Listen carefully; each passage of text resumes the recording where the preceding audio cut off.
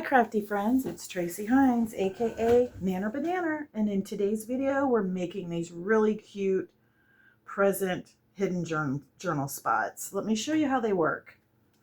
So basically all you do is, let's pick one that's a little easier to open because I did make these kind of tight.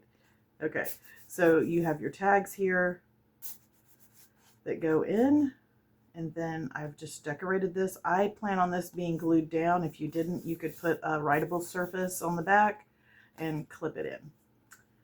And let's see, I think they're all so cute. I really like them. And I did use a paper pack that had some tags. All you had to do was cut them out, but obviously you can cut your tags out to work on this.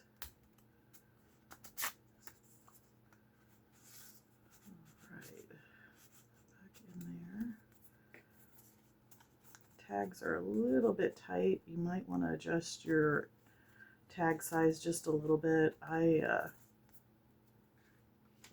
did these a few days ago and I'm just now shooting the video, so I may have gotten a little bit of adhesive too. It's holding them in a little bit, I don't know.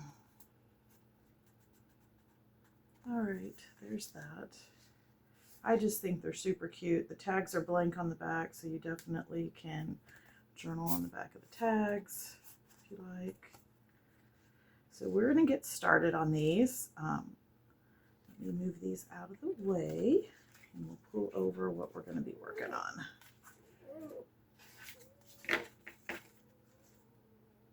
I'm going to keep one here for kind of like I always like to have one to look at while I'm doing a make. All right. So the first thing you're going to want to do, and like I said, if you want this to be a journal spot, you'll just want to make this either some kind of blank cardstock or coffee dyed paper, and then you're going to want some type of cardstock for the top. I did not play around with using like book page images, but I'm sure if you wanted to just try and use supplies you had on hand, that would be an option too. These are 4 by 5 is the size I made them. All right. And I did sew around mine on the example we're doing today. I'm just going to glue them just to speed the process along a little bit. So the first thing I did was the one I knew I wanted to be on top. I folded in half. I really like simple, easy ephemera that adds a huge impact on your page, and I feel like this fits that. And it really goes well with the Christmas theme of being a present. I also got to thinking these would be really neat gift card holders, especially if you like to give more than one gift card. Okay, I want to do that in green, I believe. So let me grab my green ink here.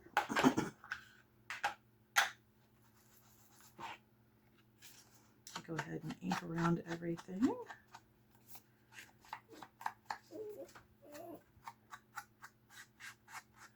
These definitely fit the no-sew option super well. In no way do you have to sew these. I just did it to add another layer of texture.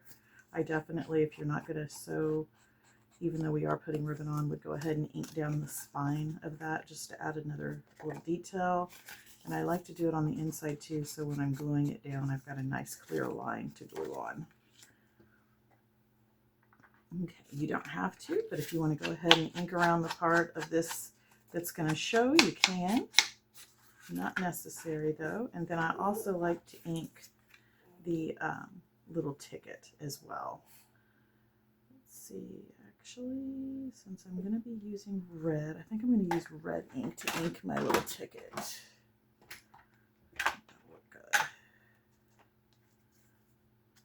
Really enjoying this Christmas series. I hope you guys are too. I don't know what it is about Christmas. It's such a fun time of year and lots of fun crafts that can be made and enjoyed and shared.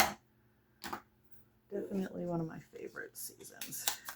I just did this to make my life a little easier when I was assembling the supplies to make this, but we'll see if I've actually made my life easier or not. There we go. I apologize, I still have my cough. Okay, so I think you see where we're headed with this. Let's go ahead and get it glued down. It takes very little glue. Go ahead and clear my nozzle now because I know if I don't, it's just going to be an issue.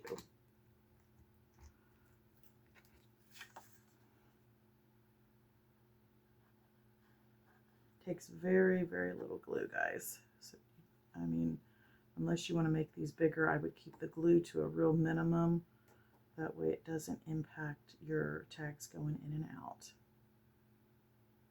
I did on my sewn ones, I didn't actually glue. I just sewed them, except for down the spine. I did glue that section. All right, so there's that. We've got that in place. Now we're going to add our ribbon. And just measure out the width and the length.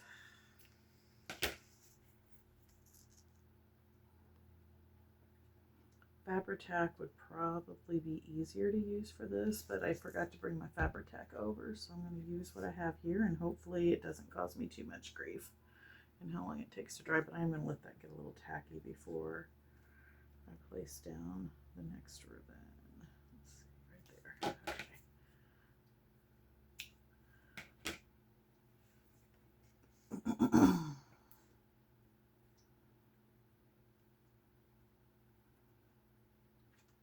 Okay, make sure I got my shiny side up.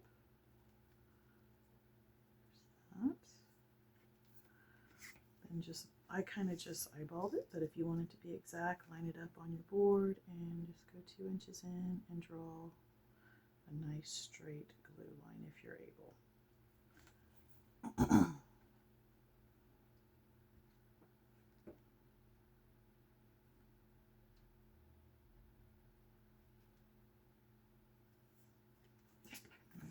That would fine little trim off right there. Okay, and then we're going to add our tag. I will link the free printable that I made, so you can make these and have these little mini tags. I will link that in the description below, and you will have your little tags to make these. I actually had a whole digital made where I had a printout for this part too, but I just did not like how that came out, so I decided just to offer the tags, and you could use scrapbook paper. I thought that would be best. All right, now we're going to make our little ribbon. This is how I made mine. Again, I was using Fabri-Tac when I made it, so this might be a little bit challenging because this glue takes just a hair longer to dry than Fabri-Tac, but just put 2 little dots there on your ribbon. Hopefully you can see what I did there. And pull this down. And you've got a cute little bow, and then hold it in place. If this was Fabri-Tac, it would already be held, but since it's not, it's going to take a little bit longer. And by the way, I'm using PVA glue if you're wondering what type of glue I'm using. It's still really tacky, it just takes it a little bit longer. And I am going to go ahead and put some glue down for the bow so it can be getting tacky, because that's what I have noticed on PVA glue, is if you just let it get exposed to the air for a little bit, it tacks up pretty quickly. And there we go. Super cute. Super, super cute. And it's coming up. All right, let's hold it in place just a few more minutes. While I'm holding that in place, so this week, Thursday, my local thrift store that I talk about a lot, that I really love, they're gearing up for their VIP event. And to do that, they have to clear their store out of all their product. And this particular thrift store has a huge rotation of items to begin with. So it's a fun shop to go to. It's not for profit. But gearing up for their VIP event, they're wanting to basically clear out their store. So they had their free book day. And they have a large book section in this thrift store. I'm trying to give like realistic dimensions. I would say the area is 16 by 16, and it is 4 rows deep by 5 rows across. set up like you would think of a bookstore or a library in that particular section of the thrift store. So quite a bit of things, and it's always crammed packed with books. They're constantly restocking. So on that particular day, I didn't get to go till like 2 hours before the sale was over. I didn't think there would be much left, but I ended up coming out with 2 large totes of books.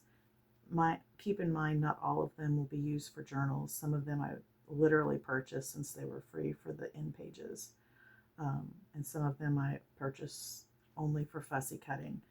But there are some definite gems still in there, and I'm going to put a video up so you guys can see. It should already be up by the time you watch this video of what I found, and it was for free. I would encourage you all to, in your journaling journey, to find resources like that, whether it be going to paint shops that do wallpaper as well and getting free wallpaper books when they're expired, or reaching out to different companies that have items that end up in the dumpster that could be used for junk journaling, because they're more than happy to save them for you, that sort of thing. But anyway, just wanted to mention that while I was waiting on this to dry. Let's go ahead and add our tags in, and we will have a finished product.